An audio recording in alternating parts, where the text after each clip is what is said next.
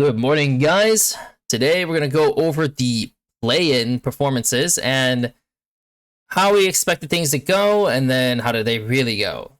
So for each team, let's write them down.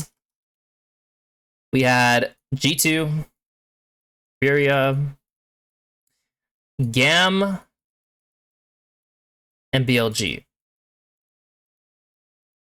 So for G2, BB's been having issues pretty much the entire year. And Caps has not been the man that he was as well. So for me, I already knew that like they had solo issues. Like going into this tournament, I did not expect this to change. They're gonna have solo issues. Their AD is the key because Hans has been the most consistent member across all their games, like the entire year.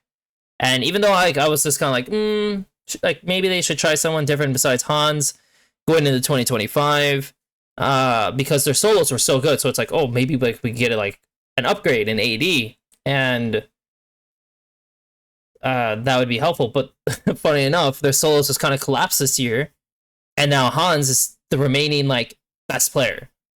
And Skew's been okay. Like I'm not like the biggest Skew fan, but like their jungle support play, it's just so. It's not like phenomenal. Furia, it's like they play hard. They have good drafts.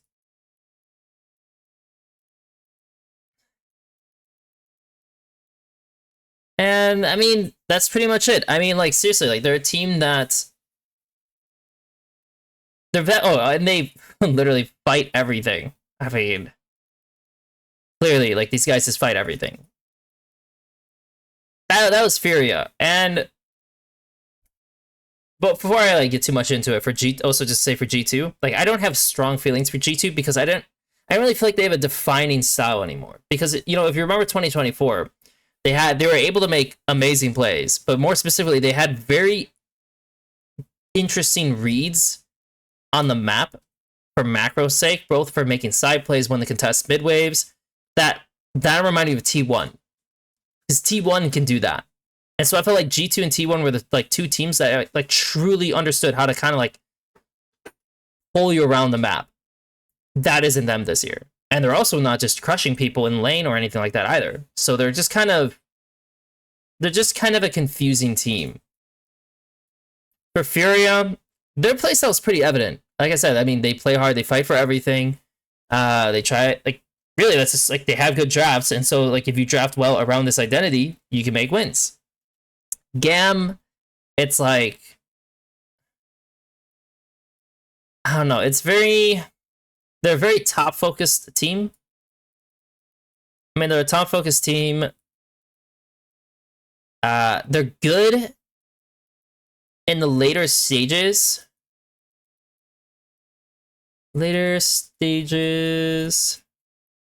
Of a series, and that's mostly because of the way Levi is. I don't think he's really that great at playing these enabling picks. He's good on the carries, and so, but like you can't just ignore these enabling picks. So like if you pick them in the beginning with your opponent, you kind of run down the pool over time, and then by game 3, you can start playing the picks you like, you're good at, and things improve. Their mid is definitely a weak point. Like mid is like weak. I mean, that was pretty evident from their series versus CFO against Honkyu. Their bot lane was just okay. Like, Elio was just like, just okay. Like, I didn't think their support was phenomenal. And I felt like I said, Levi, like weak on, like, bridge picks, which like definitely hurts you like in the beginning stages of a series. And yeah, I didn't really have strong feelings for Gam either. I'm gonna be honest. Like going into this play-ins, I didn't have strong feelings for them. If I look at BLG, honestly, for these guys, again, just like G2, they're not like their 2024 self. I felt like they still have strong players, obviously, right? They still have strong players. Bin confused because Bin would just make like pretty dumb plays all around, and that kind of like annoyed me. Like On is just looks weaker. Elk like steps up less. Like literally, I actually felt he stepped up less than he could at times. And Knight, I mean, Knight was just inconsistent, really. Knight inconsistent. And like this sounds funny listing all this stuff. It's like it looks like they have more issues than G2. But I mean, it's just me comparing them to their 2024 self, and of course their jungle very weak. Like for compared to everyone else, like their jungle was very weak, and that was the biggest issue they had against anyone's Legends, and it's going to be an evident issue going into the tournament. And like I said, for me, what defined BLG before was that they had incredible players who could carry out the game, any of them. And currently, are they still strong players? Yes. Are they at that point right now? No, definitely not. And so if you were to favor a team, you'd still favor BLG just because their players are just kind of better than the rest of the people here. And so despite if they had made macro decisions that are poor or whatever the case is, they would just bring it back. So BLG would evidently fit in at first. Gam, honestly, I had them at 4th. I had Furia at 3rd, and I had G2 at 2nd. That's how I saw it going into this tournament. So how did it actually turn out? Well, let's get the eraser. Race. Erase. For me, off the first series, I honestly felt like G2 was just not going to make it. That's how I felt. Because what did come true? Oh, dude, why did I erase everything and I did whatever. Anyways, what came true? For G2 and Furia, G2 and BLG, G2 and GAM, what we found is that BB is screwed. Like, for the remainder of going into the tournament for the main stage and what he showed here, he was awful. He got absolutely gapped by Furia's top laner. He got pretty much screwed over by Bin, and the one game that actually looked remotely good was him playing Ornn. And keep in mind, G2 started making him play weak side picks. Like, once they showed their hand doing this, what happens now is that teams are going to identify that BB is bad, that he's not going to be a threat, that he can only really make plays because he's playing things like Gragas, Ornn, Sion, Cho'Gath. You know, like, he's playing these kinds of picks. He can't play Jax. I mean, we saw some Jax fans, maybe that's like the one pick they think he could play. But like, he played Mbessa into Kaya and he just got absolutely wrecked. Like, he was not good. And yeah, this is really bad. I mean, this is super bad for them because now it's like, now that they showed this to everyone, yes, it will be a focus. For Caps, I think he started off bad, but I do think he's getting better. And that's a good sign, you know? Like we're doing a positive here. Like, this is a good sign. Like, Caps was getting progressively better, especially against Gam, and of course the enemy mid is bad, so like that does help. But if he's gaining confidence and like, I have to carry this. Like, if my top laner is going to be like this, I need to carry this. So that's really excellent. For Skew, he was okay, honestly. He was okay. Wow, awful writing. He was okay, and yeah, he had some big int moments. It's his first time in international, so like that's why like I'm not gonna like harp on him that much. And I think if you're a rookie jungler, despite what's happening in the games, is still staying in there, that's a good sign. And their bot lane has been fine, not incredible, but yeah, my impressions for G2 is that they have glaring issues And they have glaring issues. Their macro didn't even look that like excellent. I mean, they're still like really working on doing like their side plays, right? And like kind of this is like their only way of really being kind of unique, identifiable to being like a different team. But it's not, again, it's not like 2024. But because they have these issues, yeah, I mean, I'm not expecting much for them going into the main tournament at this point. For BLG, honestly, I kind of feel like they were the same. Like, I think the only positive was that Knight is the man. Like, he really, like, that guy, like, again, but I think as for G2, that their mid laner Caps is looking better, I do think Knight is looking better as well. And I think Elk is warming up. I did feel like Elk was doing better as well. Wow, why did I say? Because I was saying the word better. I do think Elk is warming up. Their jungle is still shit. Unfortunately, jungle's still bad. This part's not going to change, but this is a positive. And this is a big positive as well for them that, like, Knight is the man. Like, he was kind of just thrashing Caps. And if he's going to be on board and Elk's going to be on board, regardless of if Bin is making dumb decisions, which he, by the way, I say the same because they were still making the same dumb decisions. Like, I saw them going for plays that were completely unnecessary and backfired on them and gave their opponents opportunities to, like, climb back into the game. And sure, I mean, you could do this against GAM, you could do this against G2, and you'll be fine because their team can't really carry out the games regardless.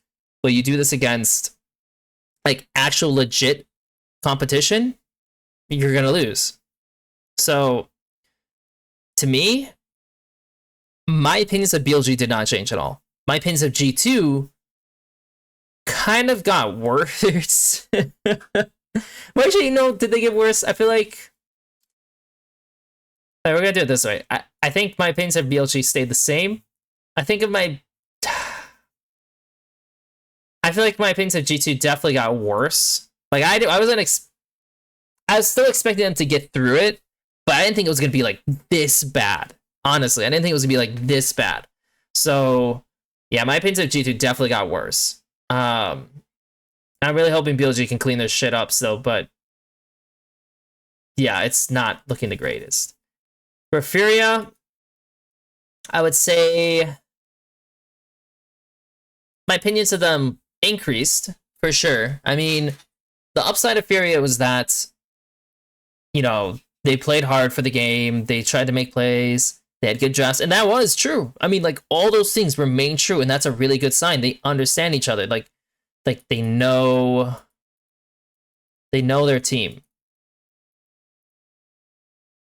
Like, yeah, the game 5 draft into G2, like, maybe they could have been G2, but they kind of screwed it up.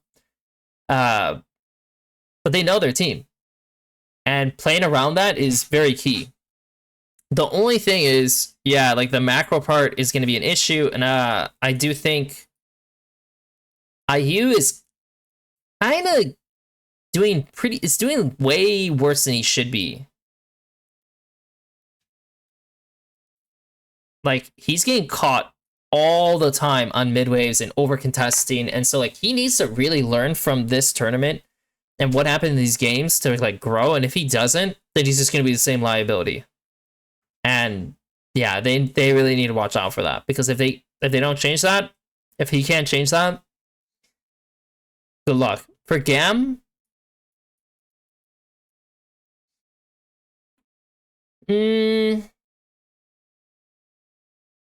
honestly, I think I had a positive view of GAM as well. I think Artemis did look better. Like, compared to what I saw in the grand finals, I think Artemis was missing opportunities to really, like, win out a team fight, like, actually moving forward, knowing what the threat detection is. And I felt like in these series, yeah, he was there. Like, he was honestly, like, almost their guy in many ways. And that was great to see.